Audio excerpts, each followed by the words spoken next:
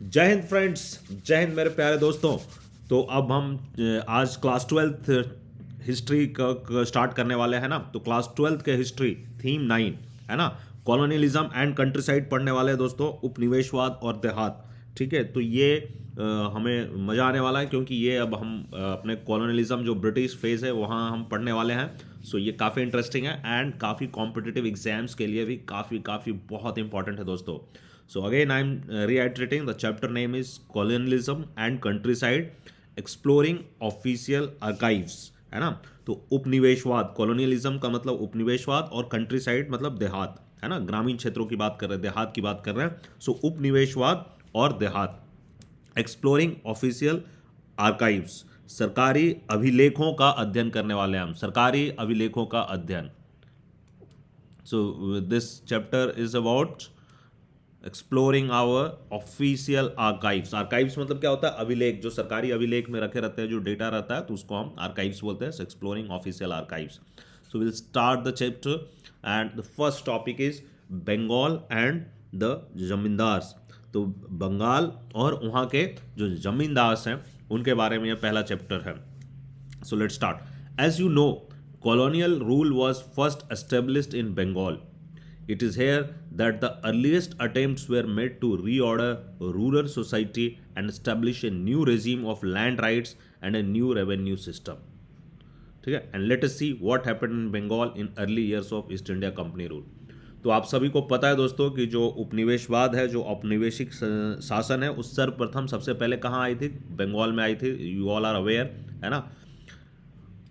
And earliest attempts were made to reorder rural society, है ना। तो जो सबसे पहला वहाँ के जो ग्रामीण समाज है उसको पुनर्व्यवस्थित करने का सबसे पहला अटेम्प्ट लिया गया, सबसे पहला कोशिश किया गया। तो रीऑर्डर रूरल सोसाइटी, है ना, जो ग्रामीण सोसाइटी है, जो ग्रामीण समाज है, उसको पुनर्व्यवस्थित करने का पहला कोशिश किया गया। And establish a new regime of land rights, है ना, and new revenue system.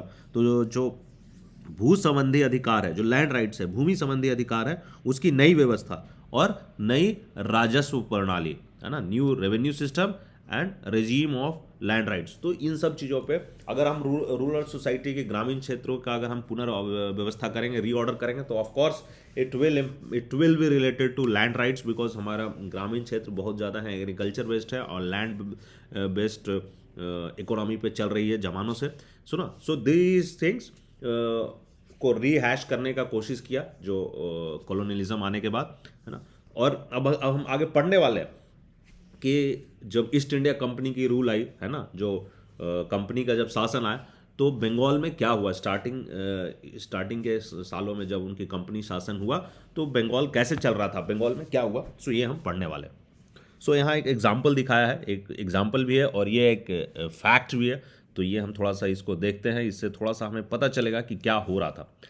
N auction in Burdwan, Burdwan में की गई नीलामी की एक घटना के बारे में बता रहे हैं। ऑक्शन मतलब नीलामी। बर्दवान दोस्तों आप लोगों को पता होगा, नहीं पता होगा तो ये बंगाल में कोलकाता के पास एक डिस्ट्रिक्ट है, बर्दवान डिस्ट्रिक्ट, ठीक है। So in 1797 there was an auction in Burdwan, present day Bardhaman, आज इसको बर्धमान के नाम से जानते हैं। It was a big public event. तो क्या 1797 में एक क्या हुआ, एक बर्धमान में एक नीलामी की गई और ये एक बहुत ही बड़ी सार्वजनिक घटना थी, public event, auction. A number of mahals estates held by the raja of Burdwan were being sold. तो जो बर्धमान के जो राजा थे उनके जो महल थे, काफ़ी बहुत सारे महल थे, वो बेचे जा रहे थे, ऑक्शन किए जा रहे थे, उनकी नीलामी हो रही थी। The permanent settlement had come into operation in 1793। याद रखिएगा दोस्तों, ये बहुत ही इंपॉर्टेंट स्टेटमेंट है कि जो परमानेंट सेटलमेंट है ना, परमानेंट सेटलमेंट एक सिस्टम था, रेवेन्यू सिस्टम था, अंग्रेजों के द्वारा लाया गया था, है ना। तो जो परमानेंट सेटलमेंट है वो 1793 में, है ना, आ गया था। Permanent settlement had come into operation in 1793। It is very very important. ये बहुत सारे कॉम्पिटिटिव एग्जाम में परमानेंट सेटलमेंट के बारे में पूछा जाता है, तो याद रखिएगा। इसको इस्तमरारी बंदोबस्त बोलते हैं हिंदी में, बट वो उतना आप जो हिंदी के स्टूडेंट्स हैं वो जान सकते हैं इस्तमरारी बंदोबस्त। अदरवाइज परमानेंट सेटलमेंट के नाम से बहुत फेमस रेवेन्यू सिस्टम है। The east India company had fixed the revenue that each जमींदार हैड टू पे। तो इसमें क्या हुआ था कि जो कंपनी थी इसने राजस्व की राशि निश्चित कर दी थी कि प्रत्येक जमींदार को कितनी राशि अदा करनी होगी। Fixed the revenue for each zamindar. The estates of those who failed to pay were to be auctioned to recover the revenue. और जो जमींदार अगर ये फिक्स्ड रेवेन्यू नहीं पे कर पाएंगे एक समय पे, तो क्या होगा, उनकी जो प्रॉपर्टी है, उनके पास जो स्टेट्स है, उनके पास जो महल है, उसको ऑक्शन कर दिया जाएगा, नीलाम कर दिया जाएगा, और उस नीलामी के तहत रेवेन्यू ले आया जाएगा। So since the raja had accumulated huge arrears his estates had been put up for auction. तो जो वहाँ के राजा थे, जो जमींदार थे, उनको ही राजा बोला जा रहा। तो वर्धमान के राजा का जो राजस्व था, रेवेन्यू था, वो बहुत भारी भरकम बकाया था, वेरियर बहुत ज़्यादा हो गया था, वो जमा नहीं कर पाया था राजा, है ना। क्यों? क्योंकि राजा कहाँ से करेगा? राजा प्रजा से लेके ही, जो वहाँ के लोग थे, वहाँ के पीजेंट्स थे, उनसे वो रेवेन्यू कलेक्ट करके उसको ब्रिटिश सरकार को देना पड़ता था। तो वो एरियर्स में हो गया था। क्यों नहीं कलेक्ट कर पाए थे? All this things will come ahead, आप लोगों को समझ में आएगा। बट कहानी अभी यहाँ जाती है दोस्तों कि राजा जमा नहीं कर पाया एरियर, तो क्या हुआ, उसके स्टेट्स की नीलामी हो रही थी। Numerous purchasers came into the auction and the estates were sold to the highest bidder। तो क्या हुआ, नीलामी होती है तो क्या होता है कि बहुत सारे जो बोली लगाने वाले लोग हैं, है ना, परचेजर्स जो है, वो आए, बोली लगाए, और जो हाईएस्ट बिडर था, जो सबसे ज़्यादा ऊंची बोली लगाने वाले थे, है ना, जो हाईएस्ट बिडर थे, उनको ये स्टेट बेच दिया गया। तो जो सबसे, ये नीलामी का पैटर्न है दोस्तों, जो सबसे ज़्यादा हाईएस्ट बिड करता है उनको वो चीज़ें मिल जाती है, बेच दी जाती है। But the collector soon discovered a strange twist to the tale. But कहानी में अभी एक पेंच है भाई, जो कलेक्टर को दिखाई पड़ता है, थोड़ी दिन में वो एक पेंच दिखाई पड़ता है, कहानी में एक ट्विस्ट है।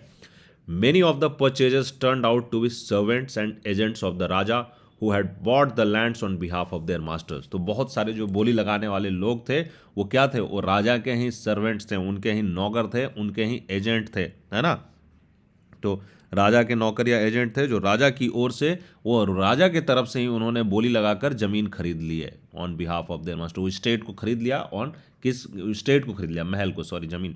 तो वो किसके, क्या किया उन्होंने, बेसिकली राजा के तरफ से ही बोली लगाया, और उन जो लैंड्स थे, जो जिनसे रेवेन्यू लेना था, वो ऑक्शन में वो ले लिए, तो राजा के लोग ही थे। Over 95% of the sale at the auction was fictitious, है ना। तो नीलामी में 95%, 95% से अधिक की जो बिक्री थी, जो बोली लग रही थी, वो सब फर्जी थी भाई। The raja estates had been publicly sold but he remained in control of in zamindari. तो अगर आप देखेंगे, पब्लिकली अगर देखेंगे, तो उनके जो राजा का जो स्टेट था, जो उनके खुले ज़मीनें थी, खुले तौर पे वो बेच दी गई थी, बट उसका जो जमींदारी था, उसका जो कंट्रोल था, नियंत्रण था, वो राजा के हाथ में ही था, क्योंकि वो उसके लोगों ने ही वो खरीद लिया था। So why had the Raja failed to the revenue?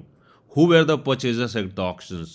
What does the story tell us about what was happening in the rural areas of Eastern India at that time? So कुछ सवाल है दोस्तों, जो आगे यहाँ पे पता चलेगा कि राजा रेवेन्यू पे करने में क्यों फेल हो गया था, परचेजर्स कौन थे, खरीदने वाले कौन थे नीलामी में, एंड ये स्टोरी हमें क्या बताती है कि उस समय के जो ग्रामीण क्षेत्र थे, है ना, ईस्टर्न इंडिया में, उस समय जो पूर्वी भारत में जो ग्रामीण क्षेत्र थे, उस समय क्या हालात थी उनका।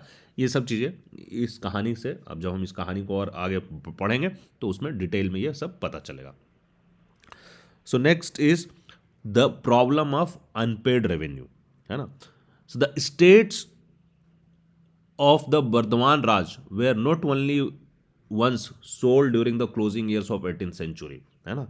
तो अकेले वर्धमान राज की जमीनें ही या जो संपदाएं हैं वो नहीं बेची गई थी 18वीं शताब्दी के अंतिम वर्षों में। सिर्फ अकेला वर्धमान राज नहीं बिका था, बल्कि ओवर 75% ऑफ द जमींदार is changed hands after permanent settlement. तो जब ये परमानेंट सेटलमेंट आता है दोस्तों, तो इसके बाद जो इस्तमरारी बंदोबस्त आने के बाद क्या होता है, 75% जो जमींदार हैं, है ना, जो जमींदारियां वो ट्रांसफर होती है जमींदार के हाथों से, एक जमींदार के हाथ से दूसरे लोगों के हाथ से तीसरे लोग में शिफ्ट हुई है ये जमींदारी, है ना। ओवर 75% परमानेंट सेटलमेंट के बाद, it's a big thing, zamindars were not able to पे।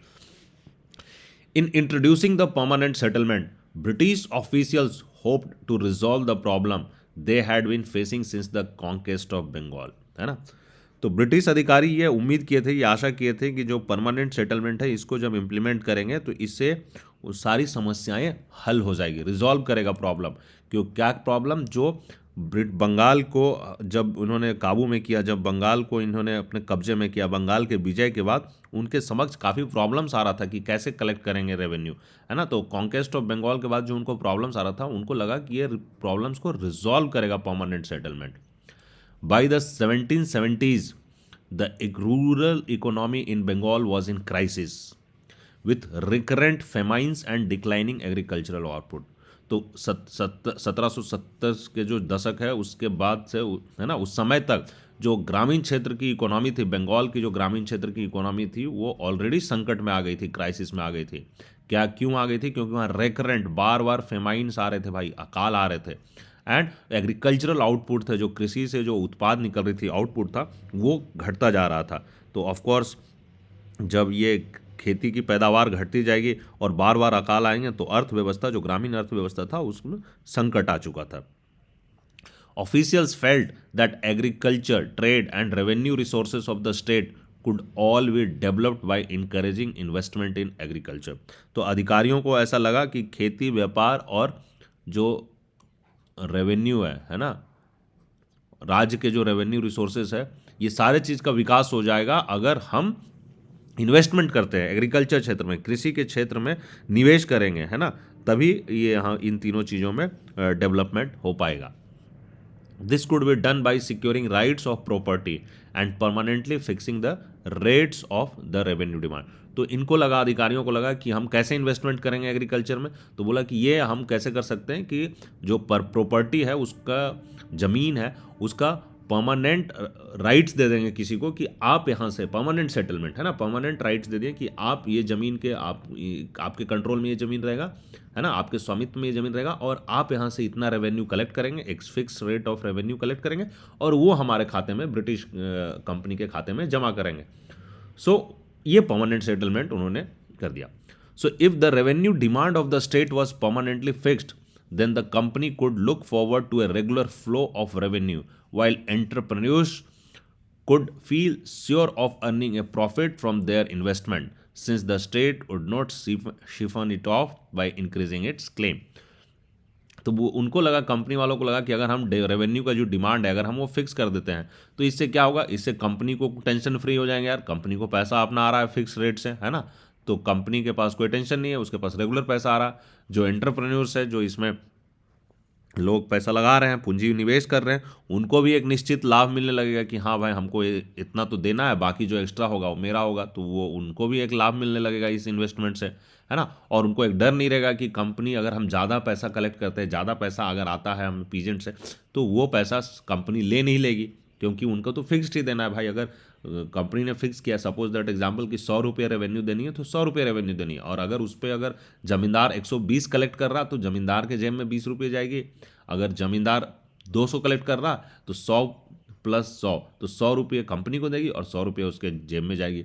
सो इसको कंपनी को ऐसा लगा कि दोनों के लिए विन विन सिचुएशन टाइप है।